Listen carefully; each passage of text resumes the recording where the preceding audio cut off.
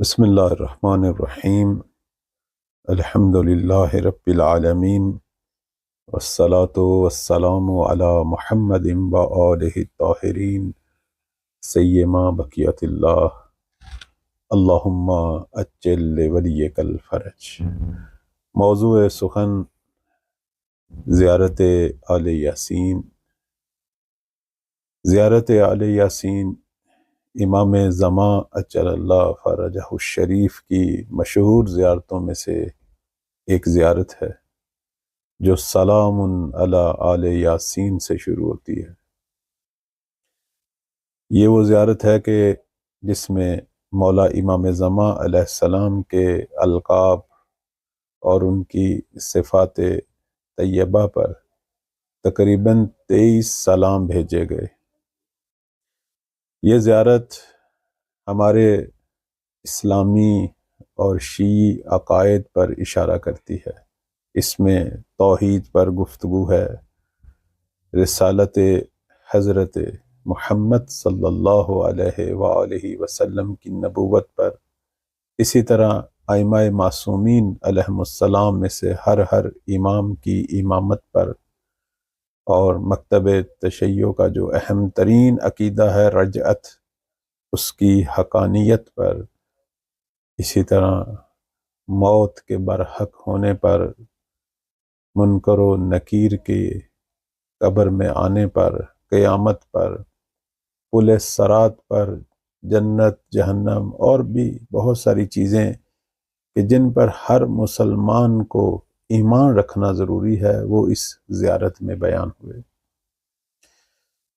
یہ زیارت حقیقت میں امام مہدی علیہ السلام کا تحفہ ہے۔ یہ ان کی طرف سے نقل ہوئی ہے، اور اس کے دو اہم ترین راوی ہیں جو ہماری طرف اس زیارت کو نقل کرتے ہیں۔ مشہور جو روایت ہے وہ جناب ابو جعفر محمد بن عبداللہ حمیری کمی، ان کی طرف سے نقل ہوئی۔ آپ جو ہیں وہ غیبت صغریٰ کے آخری دور میں زندہ تھے، اور امام زمان علیہ السلام کے ساتھ ان کے بہت سارے خطوط مراسلات جو ہیں وہ نقل ہوئے ہیں۔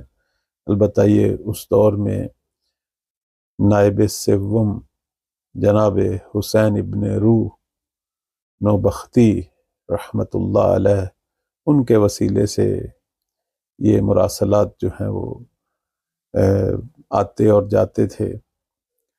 ان مراسلات میں، ان خطوط میں ایک ایسا بھی خط تھا جس میں مولا امام زمان اجل اللہ فرج الشریف نے زیارت آل یاسین کو ذکر فرمایا۔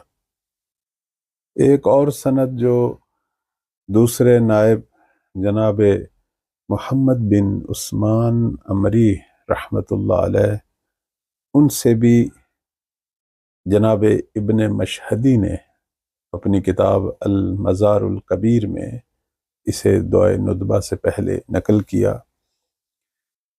اور اسے پھر ہمارے دیگر بزرگ علماء جیسے سید ابن طاؤس رحمۃ اللہ علیہ، انہوں نے بھی اسے نقل کیا۔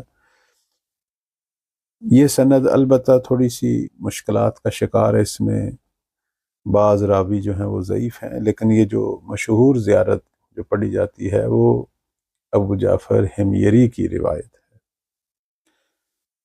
اس کے مستند ہونے میں کوئی شک نہیں، اس لیے یہ ہماری معتبر کتابوں میں ہمیشہ نقل ہوئی ہے، اور آپ ملاحظہ فرما رہے ہیں کہ مفاتیح الجنان میں بھی یہ موجود ہے۔ زیارت آل یاسین جو ہے، اس کا آغاز جو ہے یہاں سے ہوتا ہے کہ مولا کو جو خط لکھا گیا تھا، تو امام نے اس کے جواب میں فرمایا بسم اللہ الرحمن الرحیم، لا لامر اللہ تعقلون ولا من اولیائہ تقبلون۔ حکمتن بالغتن ان قوم لا یؤمنون والسلام علینا وعلی عباد اللہ الصالحین۔ اس کے بعد پھر مولا نے جو ہے وہ زیارت آل یاسین جو ہے وہ ذکر فرمائی۔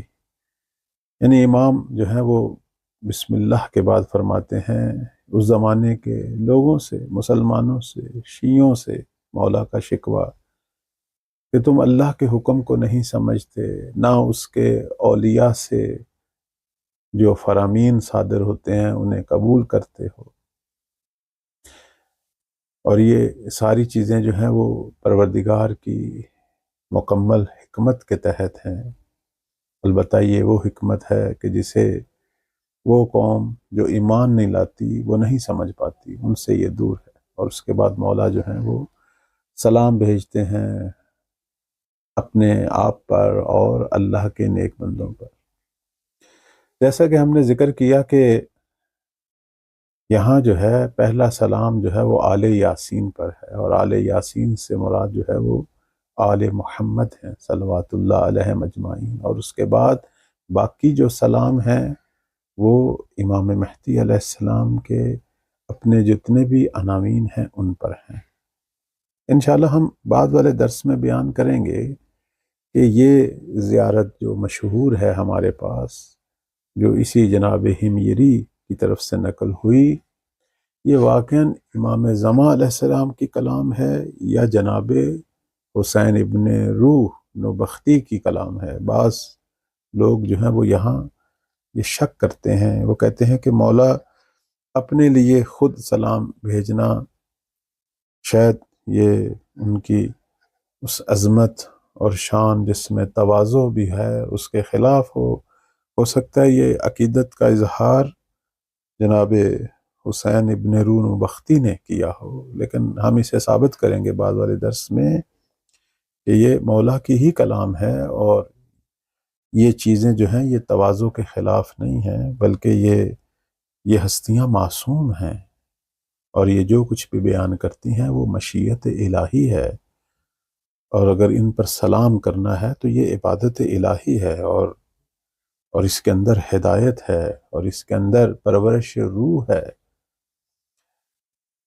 تو یہ چیزیں بیان کرنا ضروری ہے۔ تو بہرحال جیسا ہم نے عرض کیا کہ اس میں عقائد بھی ہیں، سلام بھی ہیں، اور اسی طرح اس میں دعائیں بھی ہیں۔ یعنی زیارت آل یاسین کے ساتھ دعا بھی نقل ہوئی۔ مثلا ایک دعا جس کا ایک حصہ جو ہے وہ یہ ہے کہ اے اللہ، میں تجھ سے مانگتا ہوں کہ تو محمد صلوات اللہ علیہ پر، جو کہ تیری رحمت کے پیغمبر، تیرے نور کے جلوے ہیں، ان پر تو درود بھیج، اور میرے دل کو یقین کے نور سے، اور میرے سینہ کو ایمان کے نور سے، اور میرے خیالوں کو نیک نیتوں کے نور سے، اور میری عقل کو علم کے نور سے، اور میری طاقت کو نیک عمل کے نور سے، اور میری زباں کو سچائی کے نور سے بھر دے۔ اس زیارت میں امام مہدی علیہ السلام پر درود بھیجا گیا، ان کی سلامتی کی دعا ہے، اللہ کی طرف سے ان کی مدد کی دعا ہے، ان کے قیام میں تعجیل کی دعا ہے، زمین کے عدل و انصاف سے بھر جانے، کافروں، منافقوں اور دین کے دشمنوں کے خاتمے کے لیے یہ دعا ہے، اور پھر اس کے بعد یہ زیارت ختم ہوتی ہے۔ اس زیارت کے اندر لفظ حق 12 دفعہ آیا ہے، اور لفظ حجت بھی 12 دفعہ آیا ہے۔ ہمارے علماء جو ہیں وہ یہ فرماتے ہیں کہ امام مہدی علیہ السلام کے بارے میں جتنی بھی زیارتیں نقل ہوئی ہیں، سب سے بہترین زیارت یہی زیارت آل یاسین ہے، جو ایک جامع اور مکمل زیارت ہے۔ اگرچہ ابھی ہم نے زیارت آل یاسین کی تشریح شروع نہیں کی، آج صرف تعارف ہے، آج صرف ایک ابتدائی تمہیدی گفتگو ہے، لیکن اپنے اس درس کو، اپنی اس گفتگو کو متبرک کرنے کے لیے ہم ذکر کریں گے کہ یہ جو اس کے اندر سلام ذکر ہوئے ہیں وہ کس کس چیز پر ذکر ہوئے ہیں، مولا کے کن القاب اور کن صفات طیبہ کے حوالے سے ذکر ہوئے. در واقع مولا کو کن القاب اور صفات سے یاد کیا گیا ہے تو مولا کے ذکر سے اپنی گفتگو کو متبرک کرتے ہیں. اس زیارت کے اندر مہدویت ذکر ہوئی ہے، امام زماں کا ذکر ہوا ہے کہ وہ اللہ کی طرف بلانے والے ہیں اور اس کی آیات سے آگاہ ہیں. امام زماں اللہ کے کلام کی تلاوت کرنے والے ہیں اور اس کے حقیقی مفسر اور قرآن کے حقائق کو واضح کرنے والے ہیں. ہمارے مولا زمیں پر اللہ کی باقی رہنے والی حجت یعنی بقیات اللہ ہیں. مولا وہ ہیں کہ جن کا اللہ نے وعدہ کیا تھا اور جن کی ضمانت دی تھی کہ وہ عدل اور حق کے لیے قیام کریں گے. ہمارے مولا خدا کا بلند ہوا پرچم ہے، بہتا ہوا دریائے علم ہے، اور یہ غوث ہیں یعنی فریاد رس ہیں. مشکلات میں پھنسے ہوئے لوگوں کی فریاد کو پہنچتے ہیں اور خدا کی وسیع رحمت ہیں اور اللہ کا سچا وعدہ ہے. ہمارے مولا جو ہیں یہ وہ پیشوا ہیں جو امین ہیں اور جو ہماری تمناؤں اور آرزوؤں کا مرکز ہے. ان کی اطاعت میں ہی خوشبختی ہے اور ان کی مخالفت میں بدبختی ہے. ان کی رضا جو ہے وہ معیار حق ہے اور ان کی ناراضگی جو ہے وہ معیار باطل ہے. مولا کا ہر امر معروف ہے اور ان کی ہر نہی ممانت وہ منکر ہے. اس کے اندر دعائیں ہیں کہ جو دل، عقل، ہمارے فیصلے، ہمارے ارادے، طاقت، زبان، دین، آنکھوں اور کانوں، ان سب کے لیے نورانیت کی درخواست ہے. اس میں امام جو کہ زمین پر اللہ کی حجت ہے، جو کہ اس کے خلیفہ اور جانشین ہیں، جو پوری کائنات میں اللہ کے نمائندے ہیں، خدا کی راہ کی طرف بلانے والے ہیں، عدل الہی کو قائم کرنے والے ہیں، اس کے حکم سے پوری دنیا پہ انقلاب لانے والے ہیں. ان کے لیے دعا ہے. اس امام کے لیے دعا ہے جو مومنوں کے ولی ہیں، اس دور میں سرپرست ہیں، جو کفار کو نابود کریں گے، جو اس دنیا سے تاریکیوں کو دور کریں گے، جو حق کا چراغ جلائیں گے، جو حکمت اور سچائی سے گفتگو کریں گے، جو زمین پر اللہ کا مکمل کلمہ ہے. امام بذات خود منتظر ہیں. امام ہر لحظہ انتظار کر رہے ہیں اور پوری دنیا کے خیر خواہ ولی ہیں، کشتی نجات ہیں، ہدایت کے پرچم ہیں، لوگوں کی آنکھوں کا نور ہیں. خلافت الہی کا لباس اور ردا پہن کر آئیں گے اور لوگوں کے دلوں سے اندھا پن جو ہے اسے دور کریں گے. امام وہ ہیں کہ جو ظالموں کے ظلم سے بھری ہوئی زمین کو عدل و انصاف سے بھر دیں گے. اس میں دعائیں ہیں، درخواستیں ہیں. اس عدل الہی کے ظہور کی دعا ہے جس کا حضرت آدم سے وعدہ ہوا اور زمین سے دشمنان الہی جو کافر ہیں، منافق ہیں، مشرک ہیں، سب کے خاتمے کی دعا ہے. زمین کے عدل سے بھرنے اور پیغمبر کے لائے ہوئے اس آخری الہی دین کے اظہار اور غلبے کی دعا ہے. آل محمد کی آرزوؤں کی تکمیل اور خاندان پیغمبر کی جتنی تمنائیں تھیں وہ مولا کے ذریعے پورا ہونے کی دعا ہے. بس یہ جو زیارت ہے یہ صرف ایک زیارت نہیں ہے کہ ہم اسے ایک عبادت سمجھیں. یہ شیعہ مکتب جو حقیقی اسلام ہے اس کے بنیادی اصولوں کو بھی بیان کرتی ہے. یہ گویا ایک چھوٹا سا کورس ہے پورے دین کا جس میں انسان کی عقل اور فکر اور روح دوبارہ دینی مفاہیم کے ساتھ جو ہے وہ تازہ ہو جاتی ہے. آل یاسین کون ہے؟ ہمارے بزرگ علماء، مفسرین سب جو ہیں وہ آل یاسین سے مراد خاندان پاک محمد صلوات اللہ علیہ یعنی آل محمد مراد لیتے ہیں۔ خود امام صادق علیہ السلام اور امام رضا علیہ السلام سے جو کچھ نقل ہوا ہے وہ یہ ہے کہ یاسین حضرت محمد صلوات اللہ علیہ ہیں اور آل یاسین ہم آل محمد ہیں۔ پروردگار ہم سب کو توفیق دے کہ ہم اپنے وجود کو، اپنی روح کو، اپنی عقل و فکر کو ہمیشہ زیارت آل یاسین سے منور کریں اور اس پر غور و فکر کریں۔